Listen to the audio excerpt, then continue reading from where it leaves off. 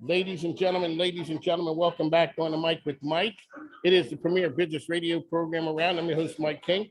We're coming to you from the Hilton downtown.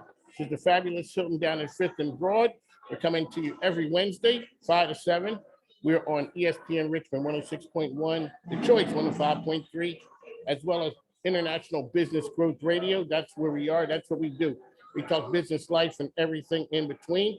Today with us, we have my man, Jeff Conley from Henrico County. Welcome back, sir. All right. I'm glad to be back. Thank you. Welcome back. All right, so now let's get the elevator pitch. Who you are and what you do. Okay, so I am Jeff Conley. I'm the Supplier Relations Manager for Henrico County. That means I get to interact with all of our small women and minority-owned vendors who want to do business with the county. The county is very active and intentional on reaching out. Let's talk about the efforts. Absolutely. So the efforts are me, really, Mike. And I'm grateful to be able to say it. What you'll find in Henrico is we do have a dedicated resource for supplier relations, and that is me. So that is my 100% 40+ hour a week job, the outreach. So, you know, all of our projects that are out there, I work directly with our buyers, sitting in on contract negotiations, and you won't find that in all of our localities. In some localities, it's a part of another person's job, but the county is so focused and intentional that we want to see that happens. Our results show it too. Are you guys part of economic development? We are. So we partner with Henrico Economic Development. I'm sorry, Anthony Romanello comes with donuts. That is my man, and yes, he does. Absolutely. And Wawa Milk. And Wawa Milk. Anthony Romanello, the executive director of Henrico Economic Development. We do have a partnership with them. So the authority is one part of our government, and then the government side is where I am. So we partner all the time. Gotcha. You guys have a lot of incredible wins on a regular basis. Let's talk about how. So we always hear a lot of the things that you hear from Anthony and the folks about the big wins. Yes. But you guys are on the side of making sure that the smaller minority businesses get part of the wins that come with that. Absolutely. So on average, Mike, you know, the county, the government center spends about 350 to 400 million fiscally in our fiscal years. And about 50% of that on average is with our small women and minority-owned businesses. That's huge. So now you've come with some stats. I just came with some, yes, you. We like to brag. Well, okay, so here, really quickly, let's talk about, Anthony always talks about how Henrico is broken down. Now, I know you're a homer. You're definitely on shouting at the praises of the East End. You are a homer. Yeah. Because a lot of people don't realize what goes on in the East End. Absolutely. I didn't know until Anthony schooled me. Yeah. The bills are paid over there. Very much so. But we see the shiny short pump and all those things. Right. And you think that that's where revenue's generated. Everybody's playing a role, but you're right. The East End is huge in that equation. And, you know, I like to tell folks about all that's going on, our aquatics center that's out there, the library that is state-of-the-art and nationally renowned because of the LEED and how it's a sustainably built building. It's a lot of stuff going on, and we're excited about it. More and more to come. More and more to come. Artie, so you brought the notes. Let's talk about wins. And there's a lot of money at stake for folks who are trying to do business with the county. What's the process? And let's talk about some of the numbers, because you brought the facts and figures. Well, so, you know, here's the thing. Everybody, we always want folks to know that Henrico is open for business. You've been saying that in smack dab in the middle of the pandemic, you were there saying we are not closed. We are not closed. And you guys are very intentional on how you went to make sure she's here, he's there. Absolutely. The business of Henrico continued on. Absolutely. In the midst of a pandemic, we built 2 high schools, J.R. Tucker and Highland Springs. And when I tell you, you see that Highland Springs, because I'm, you know, partial to the East End again, but both of them look like college campuses. They do. State of the art. And the technology that went into those buildings. So yeah, we're always open for business. We have our Green City project that's coming up, right? So that's a developer, a private developer who's working on that project, but we're part of that as well. And we want a piece of that pie for our businesses. Mike, it is so incumbent upon us to be able to do business in the communities that we serve. if we don't do that, we're not doing our job. So making sure that the opportunities are there, and that's where my role comes in. You say I brought numbers. I mean, we always want to brag. So our last fiscal year, about 56% of our dollars went to SWAM-owned businesses, 10% to the minority, and about 39% to small businesses. We saw an uptick in that because we use minority-owned businesses for both of our school projects. So that's what was the driver. That was the difference sir. right there. Yes, sir. So a lot of times people are kind of confused or they're kind of scared about doing business because of the SWAM certification process. People are kind of concerned, I don't have all my ducks in a row. Yeah. Let's talk about that. I sat in on a program today, and again, with the partnership with Henrico EDA, we partnered with the Virginia Small Business and Supplier Diversity. And literally, you can check on my LinkedIn site. I will always put it out there, but we always have webinars. And literally, Mike, you can come in and say, I have a business that I want to get certified. You go through these 2 one-hour sessions and you go from being just an uncertified nobody, just starting your business, to a fully certified business. Because we work that closely, we walk you through the application process. As long as you have your documents, it's really an easy process. 2 one-hour sessions? Yeah.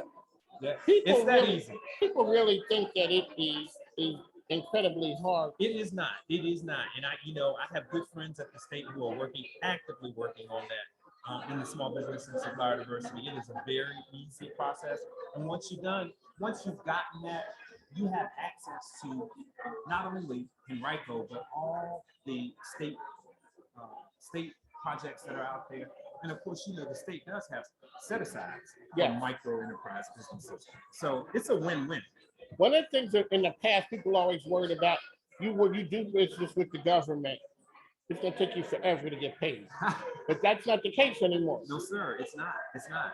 Absolutely. Well, and here's what we as corporations, and I say the county, even though we're not a Fortune 5, but we can't put people out of business not paying, right? And we're not good stewards if we're not paying for the services that we're receiving. So no, it's not like you're going to have those long times of getting paid. There we go. On the mic with Mike, ESPN Richmond, The Choice as well.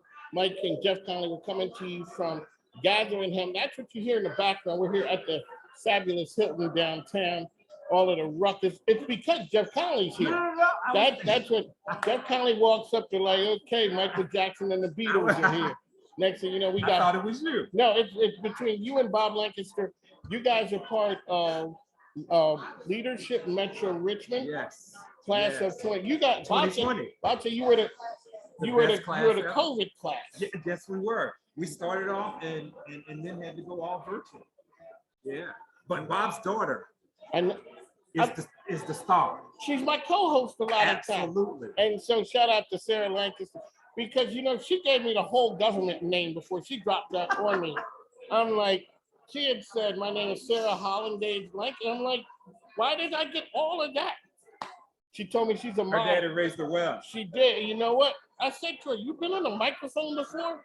Now she's a natural. I loved it. And so she's been here hosting with us. So we're here to. Who wouldn't want to be with you though, Mike? We're having a good time. That's right. We're talking business life and everything in between. So you were here with us today. What's the mood of the business community when people show up at the door with you? How are people doing? They're doing well. I think that a lot of businesses had to pivot during COVID. So looking at other opportunities and how they can get in position. The business community as a whole, I think, is hungry because we're coming back. We're starting to see, right? We never in the county really stopped many of our procurements, but I think what we're starting to see is just industry-wide opportunities are being out there. So folks are now looking for capacity, always looking for capacity, way to be able to build. What are some of the industries that people would be shocked to know that they are really on fire? Is there some things that really stand out? Wow. I mean, I think they're always, because of construction, that's always going to be a huge industry. Because we're still building schools, we're building homes, we're building developments. I would say construction is always huge. Our professional services. Hey, we had to teach people how to be able to work from home. For sure. So the work-life balances. So I think you could see in that being a consultant. I said to folks, look at what we have and try to identify gaps. And if you can help us identify a gap, you're going to be a vendor that we're going to be looking at. On the mic with Mike, Jeff Conley is here with us. I was just over at Regency the other day. Yeah. People thought that Regency was on the scrap heap and done. They were going to raise it and start all over again. Not the same, right? It's not. And I haven't been here that long, but I tell you what, there's an energy over at Regency. There's an incredible energy, and they'll be bringing in residential. I know. Over in that area. Who would have ever thought? I mean, so here's the thing. So you ride up Perham Road. Let's start at Regency. So you start at Regency, you see all of what's going on there. When you ride up and you see that beautiful J.R. Tucker, right over to the left, you keep driving down Perham Road, and listen, in just a few years, that's where the whole Green City project will be. Right really? Off of Perham Road, off of the 95. And we're so excited about that. That is something. So there's a lot of opportunity for women, minority businesses, to make a difference here. When people are out there right now, what's the number one thing that you would give advice on for them to have in order when they start the process? Mm-hmm. Well, they always say you need to have a good accountant, a lawyer, that those things. But I think, relative to public procurement, it's a simple process. We're transparent about it, Mike.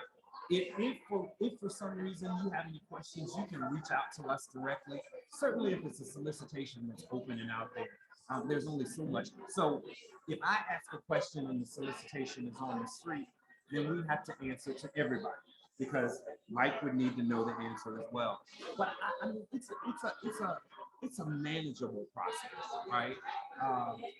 And to be informed, right? Ask questions. If you don't get a particular bid, find out who got the bid and see what they did different, right? So what did they do? Did they do different? Was it price, right? Because sometimes it's not always price. It's not always price. It's not a. So the low bid does not always win. No, sir, because we're going to do our due diligence, right? Because of the fiscal nature of what we do, we got to make sure we're right. So it's not always no bid. So you want to make sure that everything is apparent, it's transparent for everyone. You know it, and I need to know it as well for it to be. Absolutely. That's the nature of our gig, right? That's what we do. On the mic with Mike, we're here at Gathering Hem. It is a ruckus crowd in here. Coming up after this, we have Women Speaking Sports. Dr. Danny's in the house, Lisa Tranny, Steph B, Star Mallory. We even got Becca's in the house. Welcome. Okay. Becca, did you know that you're going to be filling in today? All right. On the mic with Mike, dropping nuggets of knowledge right there. Carrie Roth is coming too. They speak sports. We're talking business right now. Business.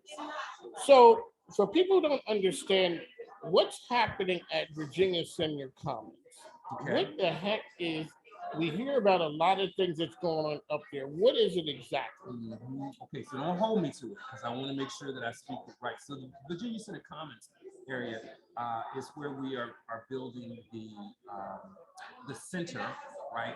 That we ultimately would use for graduations. Okay. But also the team sports of it all, right? So it'll be an athletic center, basically. Virginia Center Commons is going to be completely different than what we see today. Okay. So the Green City project is at the end of Perham Road. Yes. A little past Brook Road. Yes. Over there. Over off of 95. Okay. Further up Brook Road is where Virginia Senior Commons is, and that's what we're talking about here. The athletic center.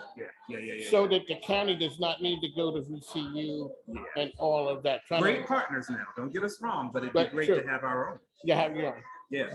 Is there a time frame for that? That one's a lot closer than what we'll see on Green City. Oh, really? Yeah. And Green City is about a 10 to 15 year project from start to completion. So there are a lot of opportunities, and they're going to be ongoing. How close is Green City to starting? Well, They're processing, so they've had to go through the whole planning Okay. and all that. And I do know we're working on that. And that's a private developer that's working on that, but one who is just as committed to our goals of involving our small women and minority business, just as committed. So some news, what news do you have for the women minority businesses as far as your office goes? Anything breaking, anything that people need to know, new and exciting as we go into Q2? Absolutely. So, we are heading into our fiscal year goes from July 1 to June 30th. So we're in the third quarter of the year. And so we will see some opportunities. I say call me because I always get information from our departments. We have forecasts of what we're doing. We're improving our roads for folks who are out there who are looking for jobs relative to that. Of course, we're always doing schoolwork, right? We're always working on our schools. Our students, Henrico's students are so important to us in what we do. So our schools are very important. Let's see, what else can I tell you about? Right next to my office on Staples Mill, we're building a new fire station. Fire station will be pretty soon, very soon. I mean, we're always doing something.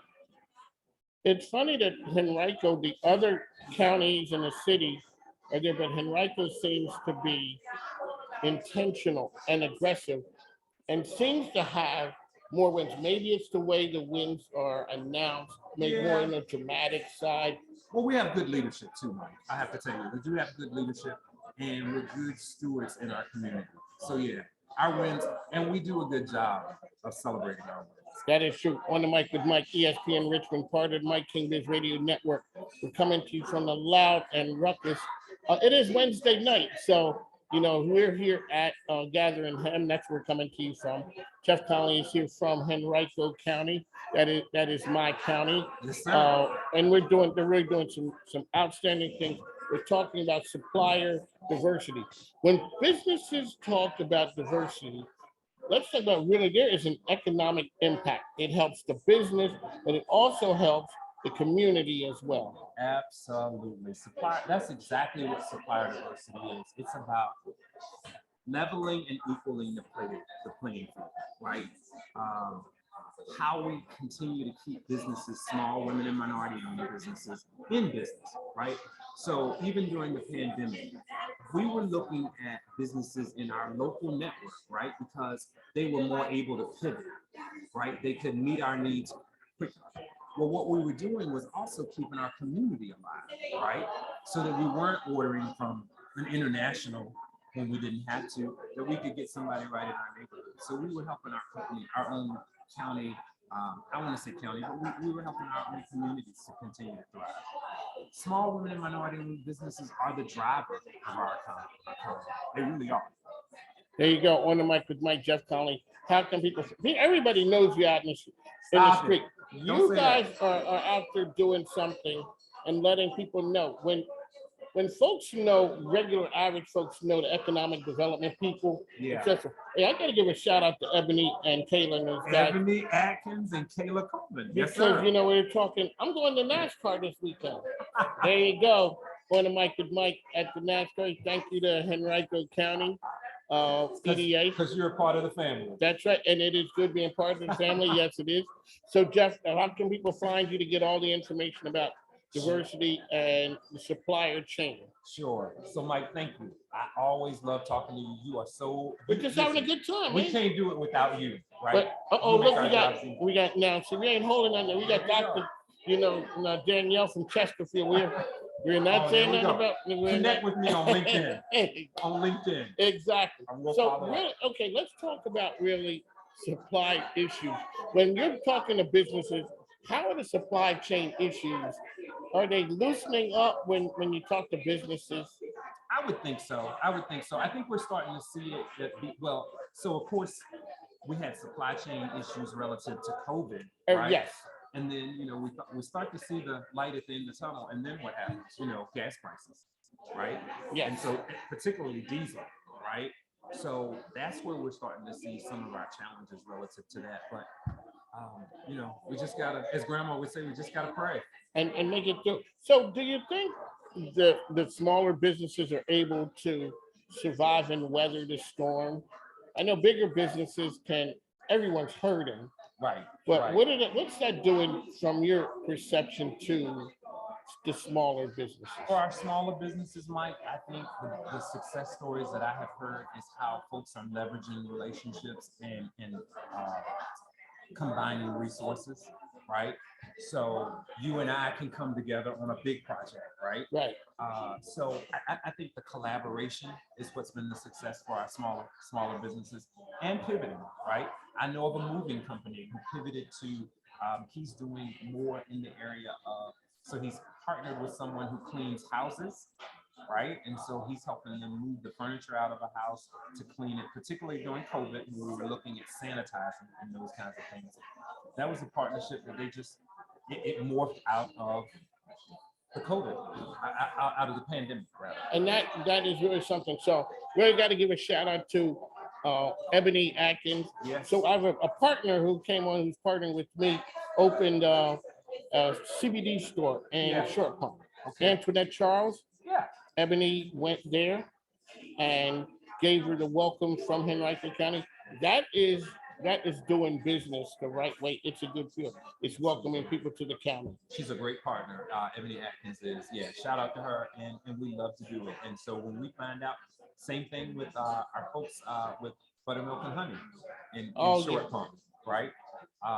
So they have Lily Pearl here in the city, but they're in the county, Buttermilk and Honey. Great restaurant, and doing phenomenal things. They invited us to their opening. We were there. That's what you do. On the mic with Mike. Justice here. One last time, how can people find you? Thank you, Mike. Reach out to me on LinkedIn, Jeff Conley, and I will definitely follow up, and I'd love to be able to talk to any of your listeners. All right, on the mic with Mike, ESPN Richmond, part of the Mike King Biz Radio Network. We'd like to thank you for joining us. Mike, we're coming always. to It's you my from pleasure. Gathering Hem here at the fabulous Hilton. We're here 5 to 7 on Wednesdays. We'll catch you on ESPN Richmond 106.1 as well as The Choice 105.3. I'd like to thank you for coming in. Thanks, man. My friend. Appreciate it. All right, you. take care. Thank you. Ladies and gentlemen, we're out. We got to go. As I always say, the microphone ain't free. Plus, my grandkids need stuff. You got to go.